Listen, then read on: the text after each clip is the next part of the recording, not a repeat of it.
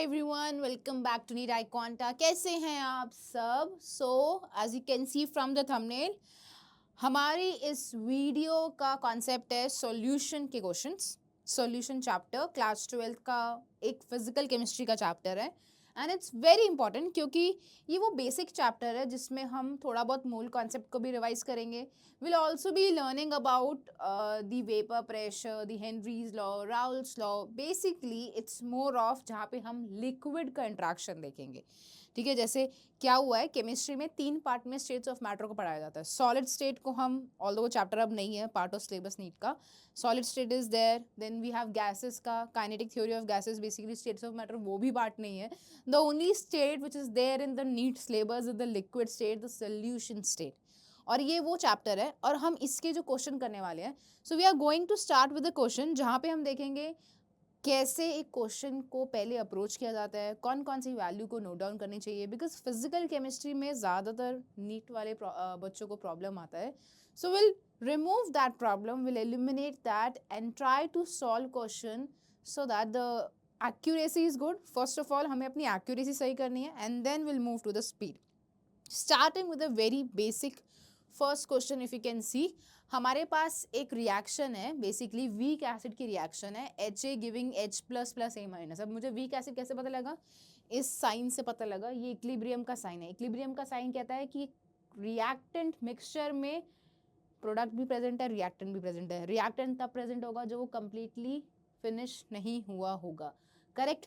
ठीक है, तो हमारे पास क्वेश्चन कहता है the freezing point depression of a 0.1 molar aqueous solution of a monobasic weak acid is 0.20 degree Celsius. तो बेसिकली हमारे पास डेल्टा एफ फ्रीजिंग पॉइंट का हमें सबसे पहले क्या लिखना है? Delta T F equals to K F into M. अब यहाँ पे जो हमारे पास कंपोनेंट ले लिया गया है वो किस तरह का कंपोनेंट है? वो पानी में जाके डिसोसिएट कर रहा है, it is forming H plus और A माइनस। तो ये हमें इसमें क्या ऐड करना पड़ेगा? Delta T F equals to I into K F into M. This is depression in freezing point. ये क्या है? हमारा वांट ऑफ फैक्टर है। This is van't Hoff factor. This is क्या नाम होता है इसका? क्रायोस्कोपिक कांस्टेंट, या इसको मोलर डिप्रेशन कांस्टेंट भी बोलते हैं, cryoscopic constant, and this is called as are molality. Okay, ये हमारा फॉर्मूला यूज होने वाला है। तो हमें सबसे पहले क्या करना है? हमें वो वैल्यूज नोट डाउन कर लेनी है जो हमारे पास गिवन वैल्यूज है। जैसे कि मोलालिटी की वैल्यू हमारे पास क्या दे रखी है? 0.1। के एफ फॉर वाटर हमें क्या दे रखा है? 1.8। और डिप्रेशन इन फ्रीजिंग पॉइंट हमें दे रखा है 0.20। अब तुम बोलोगे मैम केल्विन में चेंज करो। देखो, हमें यहाँ पे केल्विन में चेंज करने की जरूरत नहीं है क्योंकि जितना चेंज डिग्री सेल्सियस में आता है उतना केल्विन में आता है। तो we can still note it down as 0.20। तो डेल्टा टी एफ इज 0.2। बस फॉर्मूला में पुट करो और सबसे पहले आई की वैल्यू निकाल लो। तो आई हमारा कितना हो जाएगा? डेल्टा टी एफ अपॉन के एफ इंटू एम। तो आई की वैल्यू 0.2 अपॉन 1.8 और ये हो गया हमारा 0.1। तो ये तो हमारा क्या हो गया? बेसिकली अगर हम देखें, देखो मैं सारी कैलकुलेशन करके दिखाऊंगी। 18 इंटू 1 इंटू 10, ये से कैंसिल, ठीक है, ये 9, तो 10/9 के आसपास आ गया। और 10/9 इज लाइक 1.11 होता है हमारा।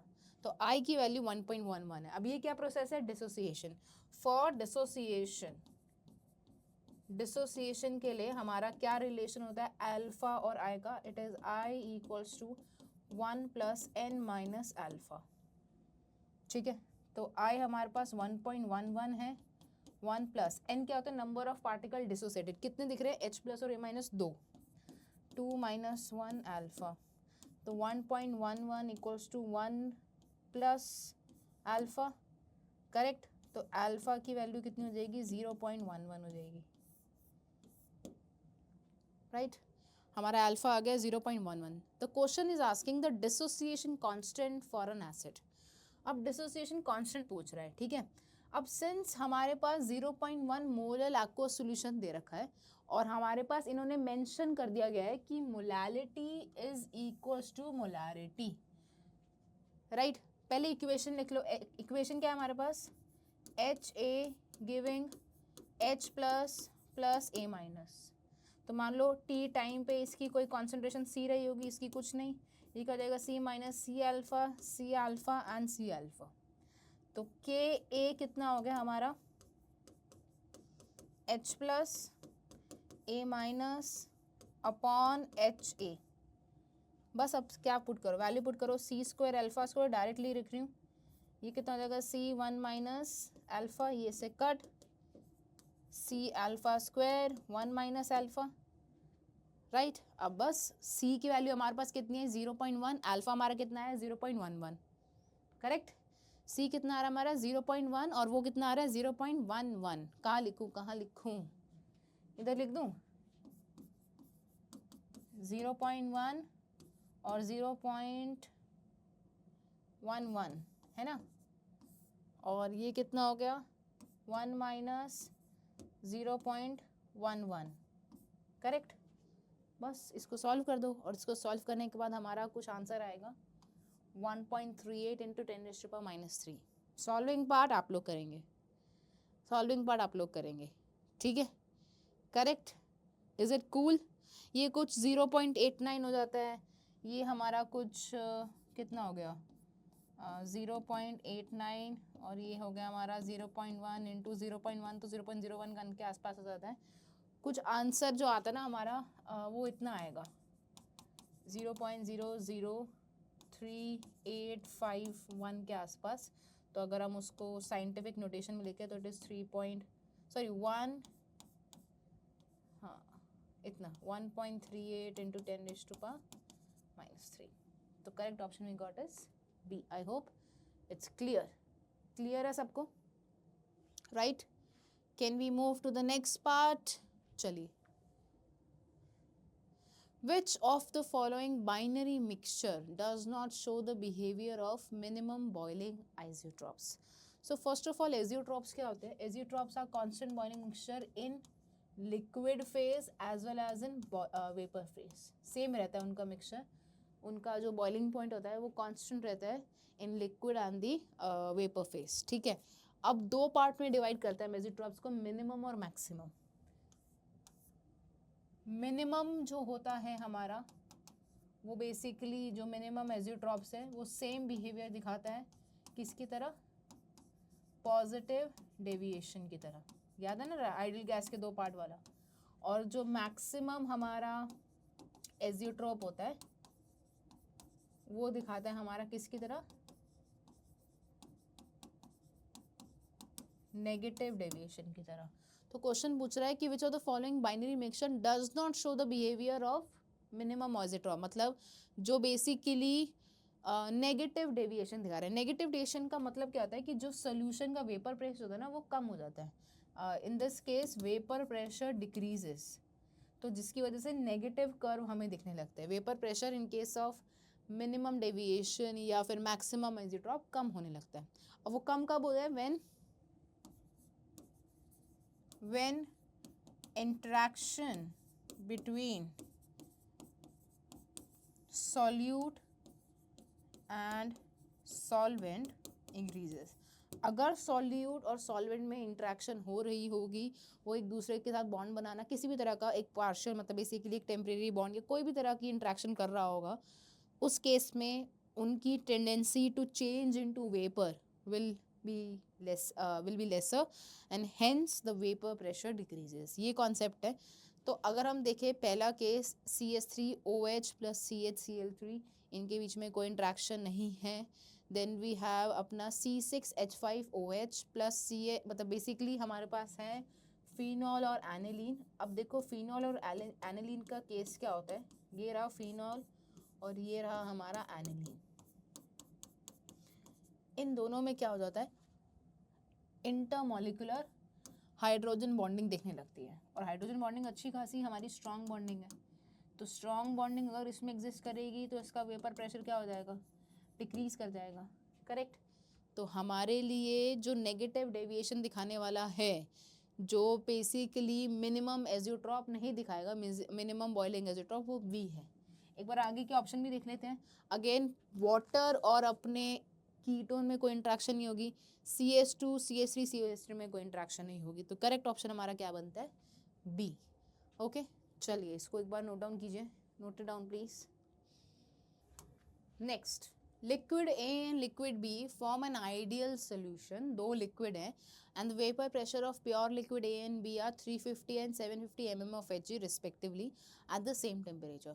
If X and Xb are the mole fraction of A and B in the solution, while YA and YB are the mole fraction of A and B in vapor phase, then we have to find out the relation between in the vapor pressure in mole, the vapor phase and in the solution phase. ठीक है, तो एक बार हम वो देख लेते हैं।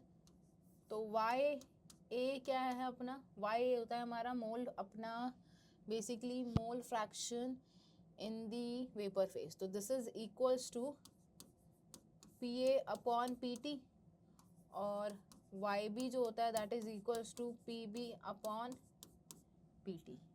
Correct, ठीक है, राइट। अब PA क्या होता है? This is pressure of A in solution. It is equals to P naught A XA, और PB क्या होता है? P naught B XB। Correct, चलो अब देखो एक चीज़ बताती हूँ। अब इसमें क्या है, हम PT निकाले, PT basically PA plus PB होगा, PA प्लस PB। बट अगर तुम ऑप्शंस में देखो ना, ऑप्शन में हमारे पास कुछ ऐसी चीज़ें जहाँ पे रेशो ले रखा है, there is a ratio in the mole fraction in vapour phase and the solution phase, तो हमें वो निकालने की ज़रूरत नहीं है। एक काम करते हैं, हम देख रहे हैं YA और YB का रिलेशन है। अगर मैं इसको ऐसे डायरेक्ट सॉल्व करूँ तो ये क्या बन जाएगा? PA upon PT upon PB upon PT, तो ये तो कैंसिल आउट ही हो गया। और PA कितना होता है? P naught A XA, P naught B XB। P naught A की वैल्यू कितनी है? 350 इंटू XA, और PB की वैल्यू कितनी है? 750 into XB। Correct. YA YB ये कितना हो गया? यहाँ से ये ज़ीरो कैंसिल, ये हो गया अपना 7 upon 15 times of XA upon XB। क्या मैं इसको 1/2 मान लूँ? आई मीन नियर बाय 1/2 से आएगा ना answer. I am just saying थोड़ा सा ऊपर नीचे आएगा, बट अब एग्जैक्टली अगर बोले तो एग्जैक्टली नहीं, मतलब नियर बाय 1/2 है ना। तो अगर मैं बोलूँ this is twice YA YB equals to XA XB, तो हमें क्या पता लग रहा है कि जो हमारा मोल फ्रैक्शन है इन क्या बोलते हैं, हाँ, सोल्यूशन फेज इज मोर ट्वाइसर than the mole fraction in vapour phase. तो ये क्या हो जाएगा? इसका मतलब हमारा XA upon XB is greater than YA upon YB हो जाएगा, राइट। तो करेक्ट ऑप्शन क्या है? D is the correct option, right? Done? Just check, एक बार आप देख लीजिए।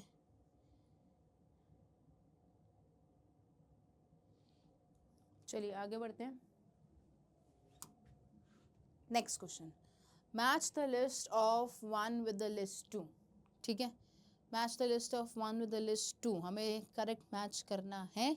तो we have different solution. Solution of chloroform and acetone. पहले बात तो फॉर्मूला पता होना चाहिए। क्लोरोफॉर्म क्या है?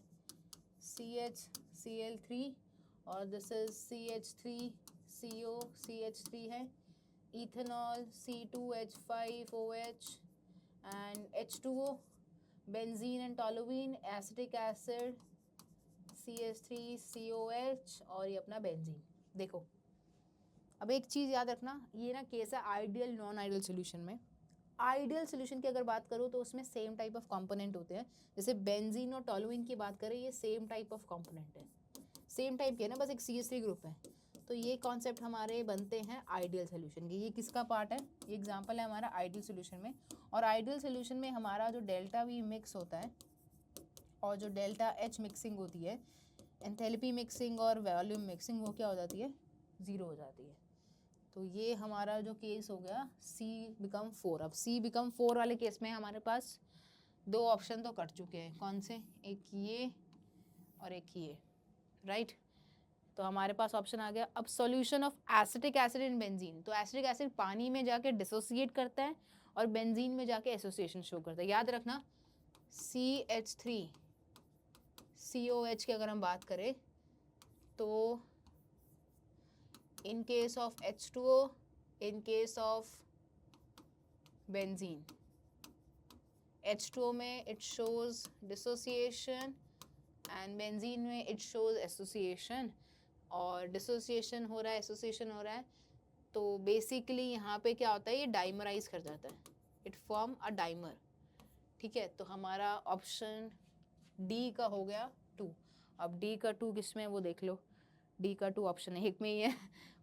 ऑल्दो हमारे पास 2 ऑप्शन आ चुके हैं, बट एक बार A और B का भी देख लेते हैं। अब जो A सोल्यूशन है ना हमारा, A जो है क्लोरोफॉर्म और एसीटोन, वो बेसिकली हमारे क्या है? इंट्रैक्शन करने वाले मॉलिक्यूल है जिनमें इंट्रैक्शन होती है, राइट। तो A4C, हाँ ठीक है ना, हाँ। तो उसमें क्या होता है? मैक्सिमम बॉइलिंग एजिट्रॉप का मतलब क्या होता है? Negative deviation. तो उसमें क्या होता है? हमारे पास क्लोरोफॉर्म और एसीटोन है और वो हमारा नेगेटिव डेविएशन शो करते हैं। बेंजी और अगर हम बात करें इथेनॉल और water, there is no interaction, तो इन दैट केस हमारे पास हो जाता है B का 1 मिनिमम और A का 3। ओके, चलिए, तो option A is the correct one. Given below are the 2 statements। हमारे पास 2 स्टेटमेंट है। Statement 1, molar depression constant Kf is given by m1 RTF upon delta S fusion where symbols have their usual meaning। ये formula बिल्कुल ठीक है। Kf का mRT upon delta S होता है। Kf for benzene is lesser than the Kf for water। अगर तुम्हें value याद हो Kf ऑफ वाटर और Kf ऑफ बेंजीन की, तो हमारे पास Kf ऑफ बेंजीन जो होता है वो ग्रेटर होता है actually. It is around 5 point something और 1 वाटर का तो 1.86 है।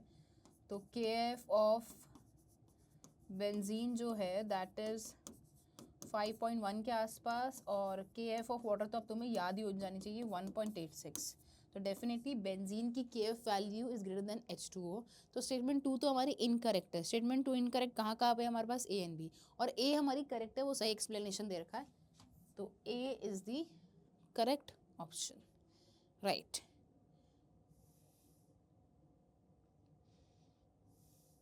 ठीक है, ओके। हमारे पास एक क्वेश्चन दे रखा है, डायग्राम बेस्ड क्वेश्चन है, बेसिकली ऑस्मोटिक प्रेशर पे बेस्ड है। ठीक है, this is a case of osmotic process, but इसमें जो हमारा पूछा गया है that is the reverse osmosis. Reverse osmosis पता है ना कि हम सॉल्यूशन साइड पे एक्स्ट्रा प्रेशर लगाते हैं जिससे पार्टिकल्स हाई कॉन्सेंट्रेशन से लो कॉन्सेंट्रेशन की तरफ मूव करने लगते हैं, राइट। तो XY is the membrane partition between the two chambers 1 and 2 containing sugar solution of concentration C1 and C2। तो basically C1 greater than C2 बोल दिया गया, तो मतलब ये हमारा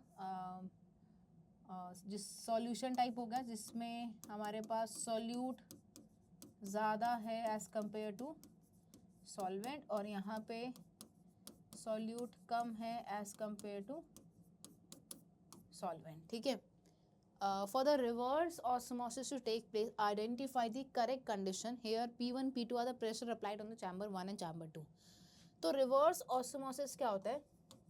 देखो यूजुअली अगर हम बात करें, पहले शुरू से बात करते हैं, क्या होता है प्रोसेस में कि जो लेसर कॉन्सेंट्रेशन से higher concentration there is a movement of solvent from lesser concentration to higher concentration through a semi-permeable membrane, right? This is called as osmosis। ठीक है, अब क्या होता है? अब जैसे जैसे फ्लो करने लगता है, अब यहाँ से फ्लो पता है किसका होगा? फ्लो हो रहा होगा यहाँ तक। मैंने दूसरे पेन से दिखाते हैं, फ्लो कहाँ से कहाँ रहा होगा, C2 से C1 होगा, क्योंकि वहाँ पे कॉन्सेंट्रेशन कम है। किसका फ्लो हो रहा होगा, याद रखो, सॉल्यूट का नहीं, सॉल्वेंट का। तो कभी कभी ना, अब जैसे कॉन्सेंट्रेशन जब हम वर्ड बोलते हैं तो concentration is more of a solute की, जब सॉल्यूट के रेफर में हम कॉन्सेंट्रेशन बोलते हैं। तो हम ना इसलिए बोला मैंने, ऑल्दो द मूवमेंट ऑलवेज आकर फ्रॉम, किससे होता है, हाई टू लो बोलते हैं ना, कि मूवमेंट ऑलवेज डिफ्यूजन या ऑस्मोसिस की बात करें, कोई भी प्रोसेस है वो हाई कॉन्सेंट्रेशन से लो कॉन्सेंट्रेशन, तो हम इसको ये बोल सकते हैं high concentration of solvent to low concentration of solvent. ऐसे भी डिफाइन कर सकते हैं कि movement from high concentration of solvent to low concentration of solvent through a membrane, semi permeable membrane, through SPM ऐसे लिख देते हैं, वो हमारा प्रोसेस होता है ऑस्मोसिस। अब ऑस्मोसिस को रोकने के लिए, जिससे वो रुक जाए, हम क्या करते हैं, हम सॉल्यूशन साइड जहाँ पे कॉन्सेंट्रेशन ज़्यादा है वहाँ पे हम प्रेशर अप्लाई करते हैं। We apply a pressure equal to the osmosis, जिससे वो प्रोसेस क्या हो, रुक जाओ। अब अगर मैंने प्रेशर इतना बढ़ा दिया, ध्यान से सुनना, कि अगर मैंने प्रेशर इतना बढ़ा दिया कि अब क्या हो रहा है, अब प्रोसेस उल्टा हो जाए और C1 कॉन्सेंट्रेशन से सॉल्वेंट पार्टिकल C2 में जाने लगे, तो उसको बोला जाता है reverse process, reverse osmosis. Reverse osmosis means movement due to high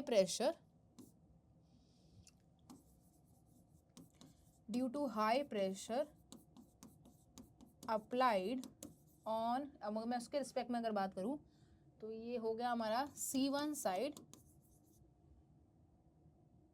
hence solvent will move from, कहाँ से, chamber 1 to 2, that is a reverse osmosis. तो अब पाई क्या है, ऑस्मोटिक प्रेशर, जो सिर्फ और सिर्फ पहले प्रोसेस को रोकने के लिए होता है। तो अगर हमें रिवर्स ऑस्मोसिस चाहिए तो हमें प्रेशर ग्रेटर देन पाई चाहिए होगा। तो कौन कौन से केसेस में P1 ग्रेटर देन पाई है, फर्स्ट एंड सी, राइट। और उन्होंने बोला कि हम किस किस तरह की मेम्ब्रेन यूज़ कर सकते हैं, सेलोफेन यूज़ कर सकते हैं, पार्चमेंट पेपर यूज़ करते हैं, both are semi permeable in nature. तो हमारी जो स्टेटमेंट करेक्ट है that is A and C। So if P1 is greater than pi, then we can say कि रिवर्स ऑस्मोसिस प्रोसेस हो जाएगा इन दिस केस, जहाँ पे हमारे पास C1 is greater then C2, ठीक है। तो अगर C1 ग्रेटर देन C2 है तो P1 should be greater than pi for the reverse osmosis process. The correct option we have is A and C. Okay, is it clear to everyone? Clear है, ठीक है।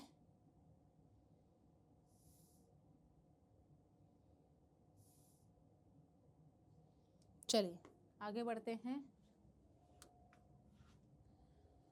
Next question in front of you, 2 moles each of ethylene glycol and glucose are dissolved in 500 gram of water. The boiling point of the resulting solution. अब देखो, अगर उन्होंने boiling point पूछ लिया है और बिलोस्कोपिक कांस्टेंट पूछ रहे हैं, तो which colligative property they are talking about, they are talking about the elevation and boiling point, क्योंकि हमारे पास अब 2 सोल्यूशन के आ चुका है मिक्सचर, ठीक है, बहुत ईजी है।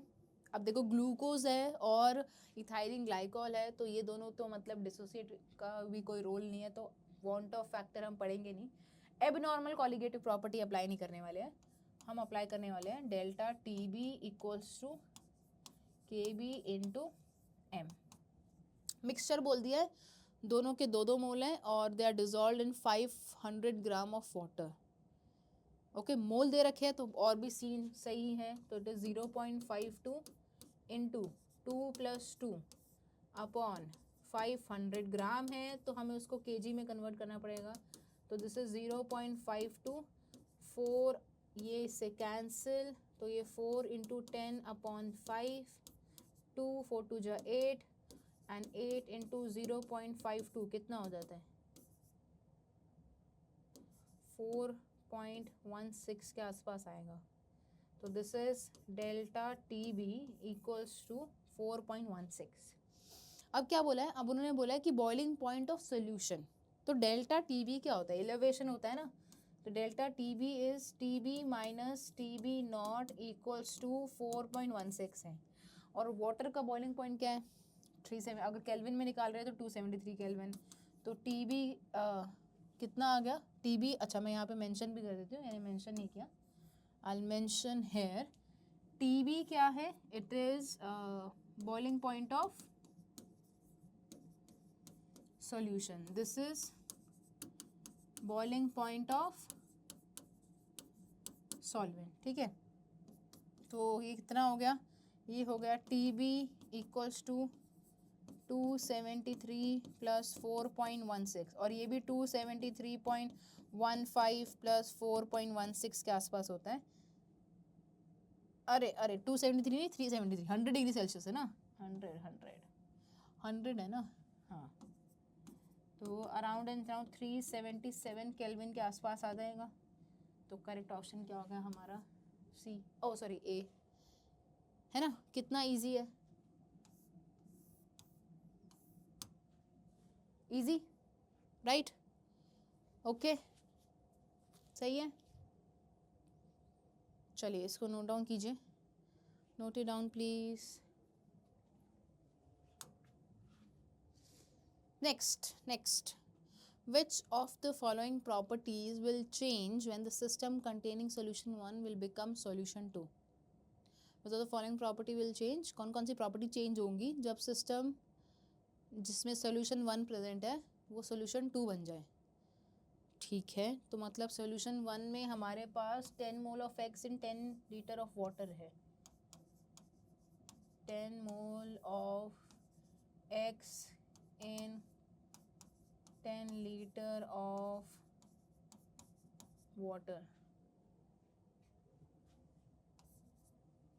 ठीक है।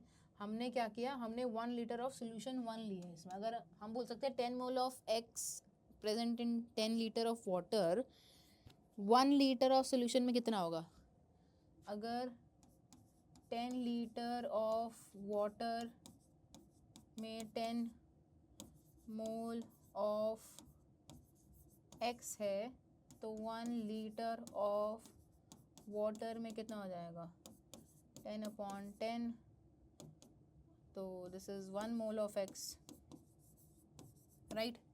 तो basically it has 1 mole of X, है ना। 1 लीटर लिया हमने उस सोल्यूशन का, तो 1 mole of x in 1 litre, ठीक है, plus 1 mole of x plus 1 litre of water,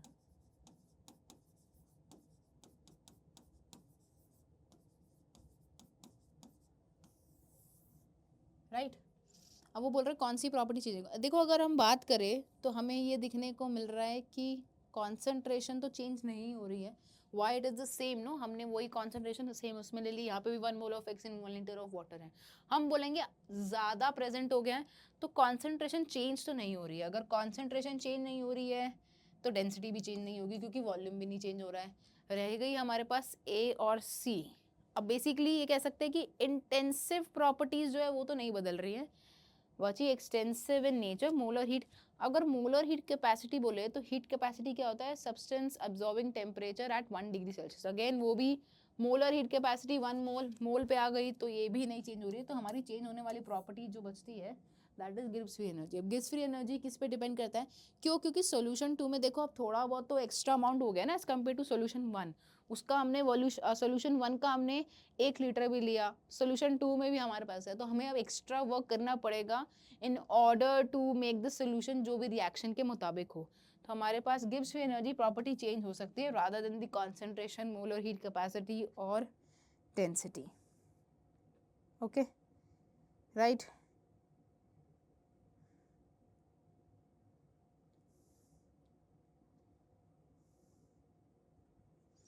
चलिए आगे बढ़ते हैं अपने नेक्स्ट क्वेश्चन की ओर।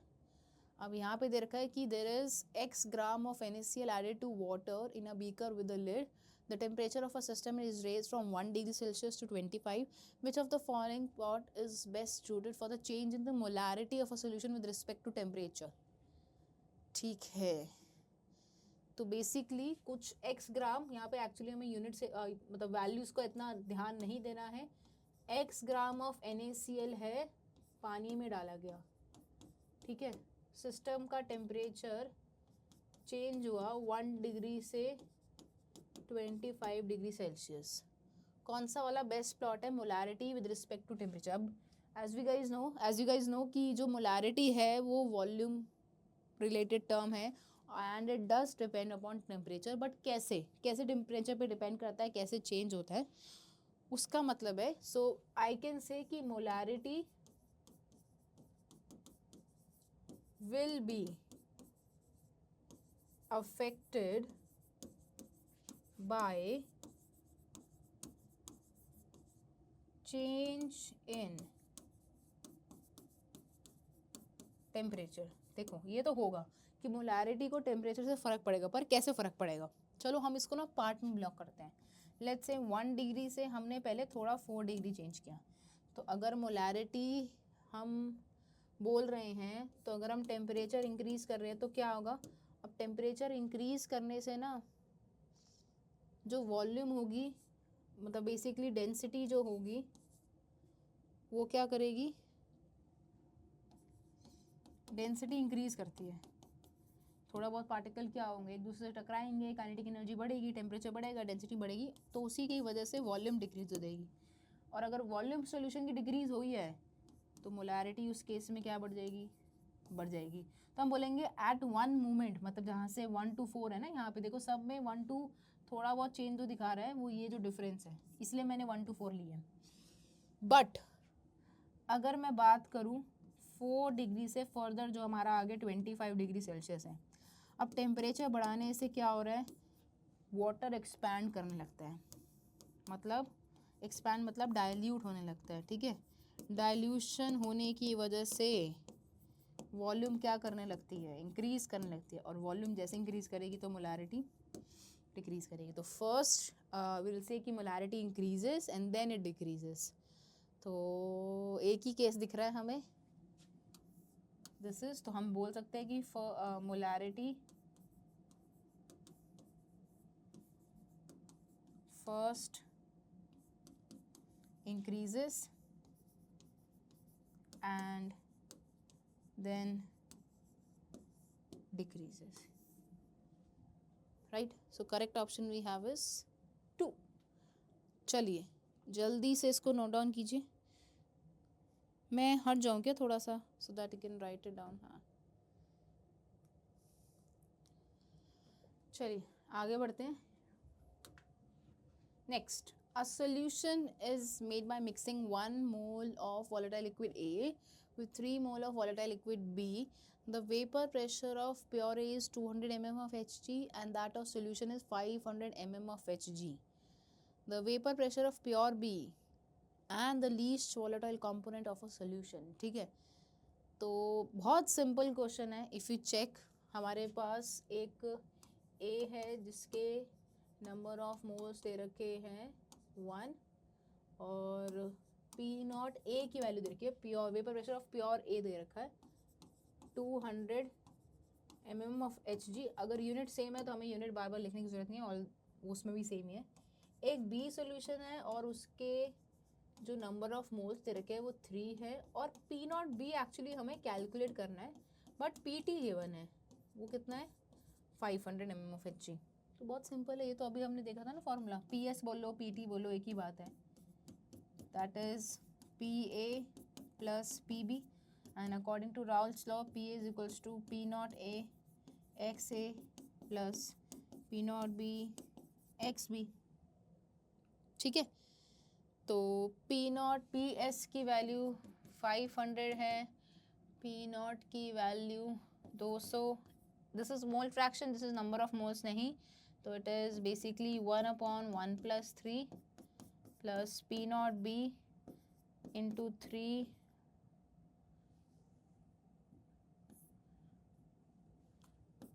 1 + 3।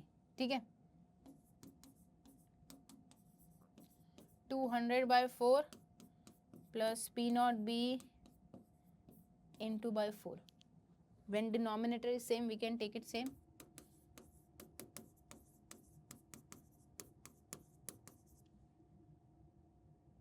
एक मिनट,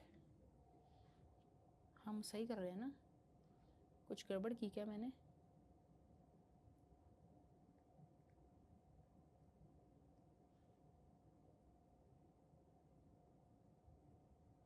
हाँ,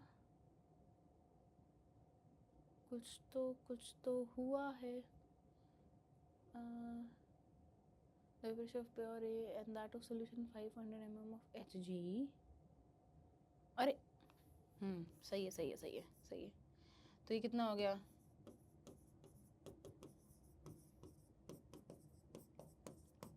ठीक है, तो 3 PB0 की वैल्यू मैं देख रही थी. ये कैसे होगा आंसर? 300 आ रहा है. 300 तो हाँ नहीं रहा आंसर. 300 भी कहाँ आएगा अगर मैं 4 नहीं लिखती तो? 100 आता. 100 है ही नहीं, मैं वो देख रही थी. तो ये 4 मैंने नहीं लिखा था यहाँ पे. ठीक है, तो कितना हो गया? 1800. और PB0 की वैल्यू कितनी हो जाती है? 600. तो बेसिकली किसका वेपर प्रेशर कम है? PA का प्रेशर कम है. तो करेक्ट ऑप्शन है सी. उसने बोला था कि किसका लीस्ट कौन सा लीस्ट वॉलेटाइल कंपोनेंट है, क्योंकि ए का 200 है ना और हमारा बी का 600 आया है, तो उसका वेपर प्रेशर कम है ए का, तो इसलिए that's the least volatile component. And pressure of B, pure B is 600 mmHg. चलिए मूविंग ऑन. लिख लीजिए इसे प्लीज. Right it down. आप लिखिए इसे अच्छे से.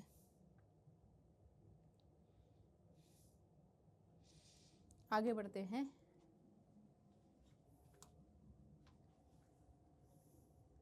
Which of the following graph correctly represent the plot of KH at 1 bar for gaseous in water versus temperature?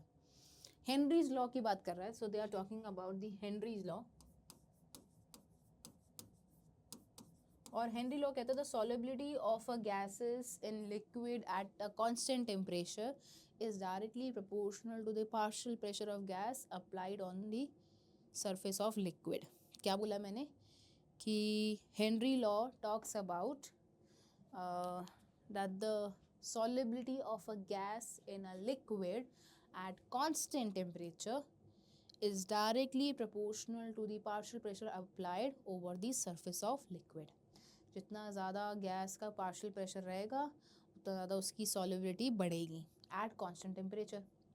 But relation क्या है हमारा?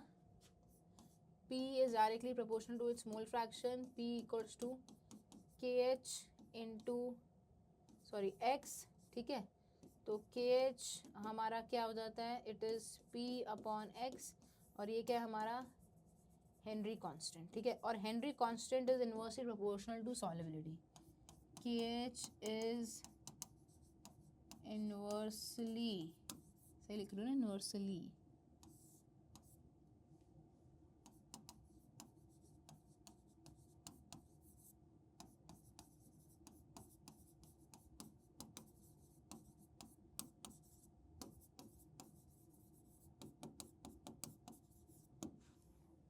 ठीक है, तो कौन सा वाला बेस्ट मेथड लग रहा है जिसमें हमारे पास टेम्परेचर बढ़ाने से KH क्या हो रहा है versus temperature at constant temperature बोला. टेम्परेचर बढ़ेगा तो KH की वैल्यू क्या होने लगेगी? डिक्रीज होने लगेगी, राइट. तो एक दो ऑप्शन नहीं दिख रहे, फर्स्ट एंड फोर्थ. बट अगर उसमें भी हम बात करें तो हमारे पास हीलियम की ज़्यादा सॉल्युबिलिटी होती है as compare to N2 and CH4. So हमारे पास बेस्ट ग्राफ जो आ जाता है कि जहाँ पे सॉल्युबिलिटी विद टेम्परेचर इफेक्ट हो रही है, that is fourth. Just check, एक बार लिख लो and will move to the next question. NaCl is added to the ice at 0 degree Celsius present in the ice cream box to prevent the melting of ice cream. That is true. हम ice याद है dry ice में रखते हैं ice cream को जिससे वो melt ना हो जाए. तो ड्राई आइस बेसिकली NaCl से उसको क्यों रखा जाता है? जिससे बाहर का एक्सटर्नल एटमॉस्फेयर से वो हीट एब्जॉर्ब करके मेल्ट ना होने लगे. तो basically adding NaCl is causing what? एक फैक्टर करता है ये, उसका फ्रीजिंग पॉइंट कम कर देता है. डिप्रेशन इन फ्रीजिंग पॉइंट, उसका फ्रीजिंग पॉइंट 0 डिग्री सेल्सियस से ऑलमोस्ट, मुझे याद आ रहा हो तो 5.-5.6, नॉट श्योर, बट इतने तक ले जाता है. तो इतने तक ले जाएगा तो उस समय तक वो क्या हो जाएगा? एकदम सॉलिडिफाई हो जाएगा. It become very solid in nature. और दूसरा स्टेटमेंट कह रहा है कि on addition of NaCl to ice at 0 degree Celsius there is a depression in freezing point, that's the best reason we can have. तो दोनों स्टेटमेंट सही है। बेसिकली अगर हम NaCl को बर्फ पे डाल रहे हैं तो वो क्या करेगा, वो ना उसके कूलिंग पार्ट पे ले जाएगा, मतलब उसको नेगेटिव टेम्परेचर में लेके जाके फिर बोलेगा कि अब तू मेल्ट हो जा, अब हो सकता है मेल्ट। तो बेसिकली उसका टेम्परेचर कम कर देना एंड देन उसका मेल्टिंग पॉइंट वहाँ पे बताना। मतलब यूजुअली अगर हम बात करें तो हम बोलते हैं कि melting of an ice is 0 degree Celsius. अब क्या होता है जब NaCl डाल देते हैं ना तो मेल्टिंग ऑफ अ आइस जो हो जाता है वो अराउंड -5 के आसपास हो जाता है और वहाँ पे जाके वो मेल्ट करने लगता है। तो इसकी वजह से हम आइसक्रीम्स को लॉन्गर पीरियड के लिए प्रिवेंट कर सकते हैं क्योंकि बहुत जल्दी मेल्ट ना हो एक्सटर्नल एटमॉस्फेयर से हीट एब्जॉर्ब करके। टू अवॉइड melting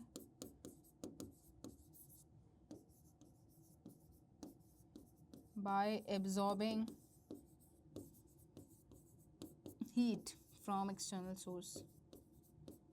तो हम बोलेंगे कि ये दोनों स्टेटमेंट करेक्ट हैं, both 1 and statement 2 are correct, right? okay, चलिए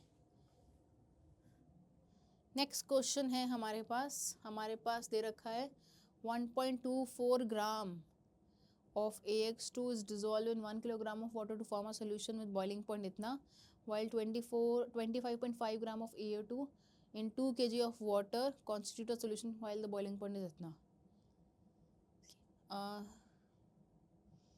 ठीक है, हाँ okay, AX2 AY2 are completely ionized। Okay basically थोड़ा बहुत यहाँ पे हमें वांट ऑफ फैक्टर का रिलेशन निकालना है। We need to find out the van't Hoff factor relation, है ना। तो चलो देखते हैं फिर कैसे आएगा।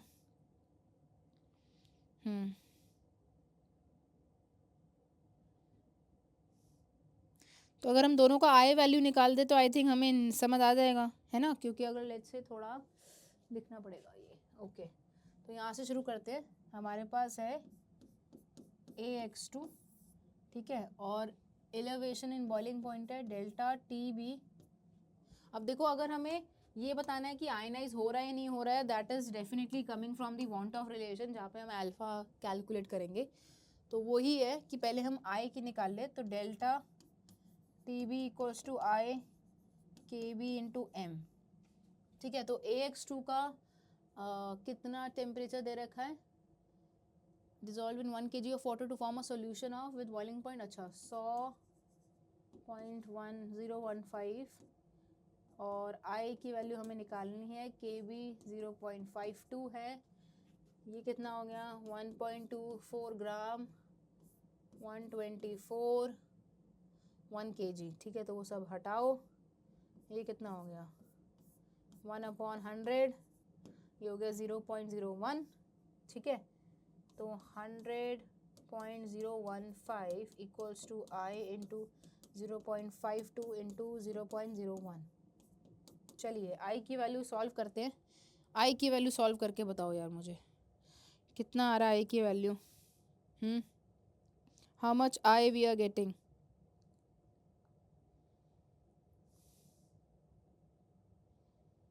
हम्म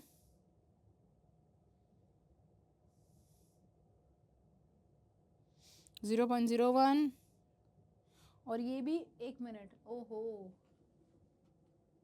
सॉल्यूशन का बॉइलिंग पॉइंट 100 है बेटे, तो ये एक्चुअली TB थोड़ी हुआ, ये हमारा हुआ TB, डेल्टा TB नहीं, डेल्टा TB नहीं, सिर्फ TB हुआ।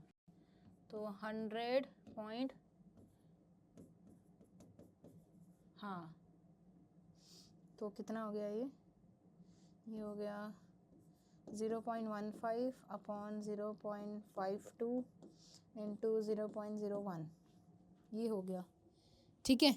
सॉल्व करना ज़रा आई की वैल्यू कितनी आ रही है, ये आ जाएगी अराउंड एंड अराउंड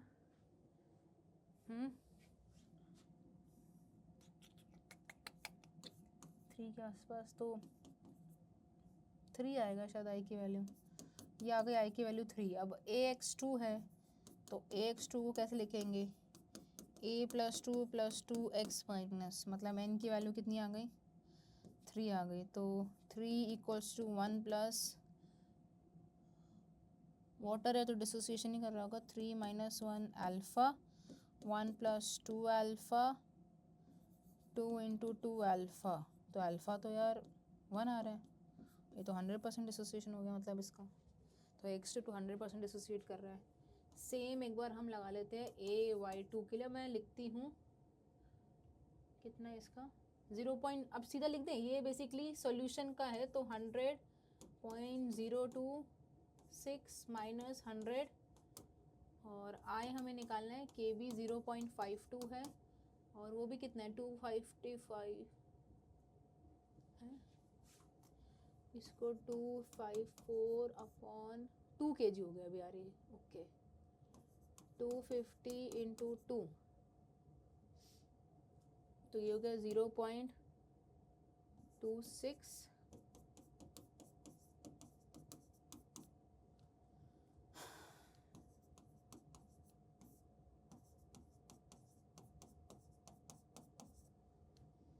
इसको काट सकते हैं ना।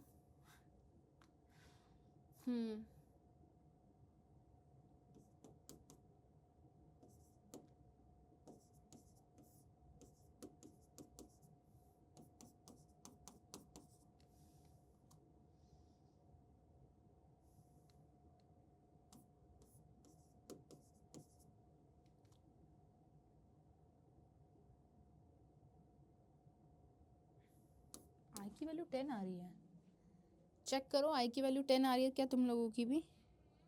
इन दिस केस आई की वैल्यू भी 10, या मैंने कुछ 10 नहीं आनी चाहिए, 10 नहीं आनी चाहिए, 1 आनी चाहिए। अरे अरे अरे अरे अरे 1 ही आएगी ना। 0.26 0.026 है ना।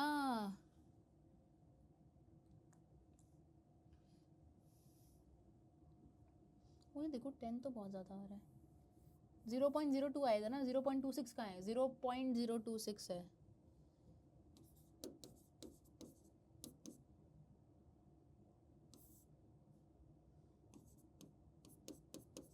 तो ये 0.26 हुआ और हाँ ये क्या हुआ, ये कट के 0 पॉइंट यहाँ है, ये 2, हाँ देन इट इज़ 1। तो ये 1 हुआ और अगर हम ay2 को भी देखें that is also breaking in 3 mole, तो ये कितना हो जाएगा 1 + 3 - 1 अल्फ़ा, तो 1 + 2 अल्फ़ा, तो अल्फ़ा की वैल्यू है, सही है सही है सही है सही है, हाँ हाँ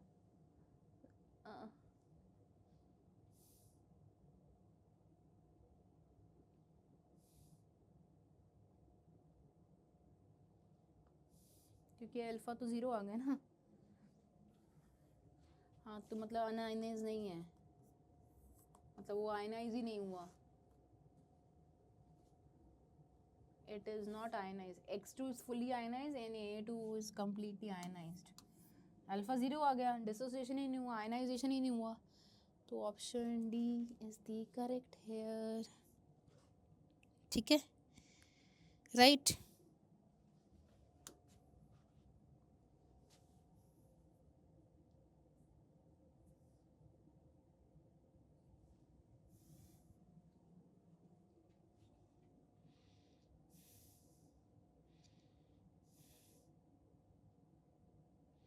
चलिए next question, what is the freezing point depression constant of solvent 50 gram of which contain 1 gram non volatile solute, molar mass इतना and decreasing freezing point is 0.4 की, हो जाएगा, this will be done.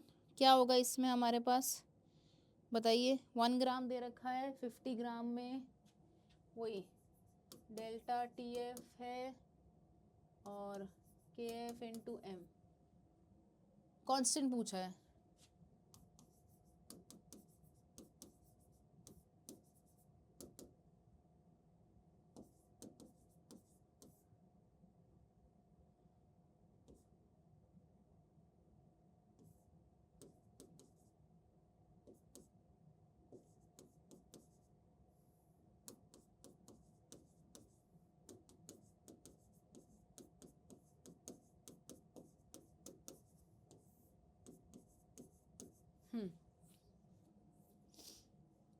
Okay चलिए solve कर लोगे, delta के F की value निकाल लोगे? हाँ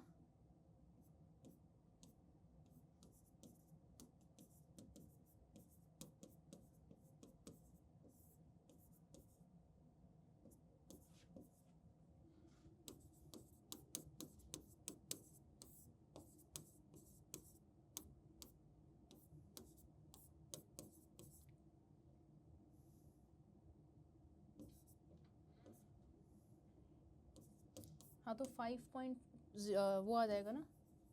हाँ राइट, देखो आ गया आंसर, करेक्ट हो गया ये, राइट। ओके गाइज, चलो जल्दी से ये मैच कर दो। ह्यूमिडिटी क्या है हमारा? अच्छा एलॉय क्या होता है? सॉलिड इन सॉलिड, ठीक है। बी का 1, बी का 1 कहाँ कहाँ है? चलो हटाओ इनको, ऐसे ही करा जाता है। और ह्यूमिडिटी क्या होता है? लिक्विड इन गैस, ठीक है।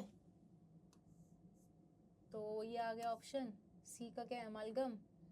अमलगम क्या होता है हमारा? Solid in gas. स्मोक क्या होता है अपना? Liquid in gas. अरे अरे अरे नहीं नहीं, एक मिनट रुको, नहीं नहीं सॉरी सॉरी सॉरी, ए नहीं ए नहीं ए नहीं ए नहीं, रुको एक बार चेक करो। नहीं नहीं इतनी जल्दी भी नहीं करते, इतनी जल्दी भी नहीं करते हैं।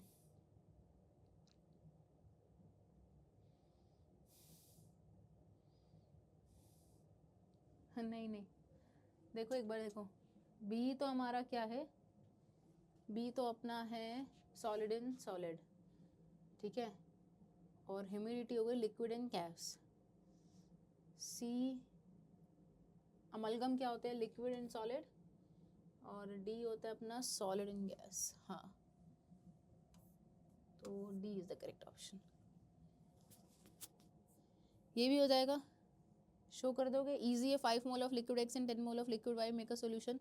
सो इवेंचुअली हमने सारे क्वेश्चन कर लिए, बस आपके लिए कुछ होमवर्क के क्वेश्चन है, आप इनको सॉल्व कीजिए and we are good to go, correct, ठीक है। चलिए thank you so much, we are done with all the 20 questions we have. कुछ कुछ क्वेश्चंस हमने ऐसे रखे कि जो आप घर पे भी ट्राई करो, and these 20 question are very very important for you. आप पढ़ते रहिए, करते रहिए। Thank you so much, have a good day, bye bye, take care.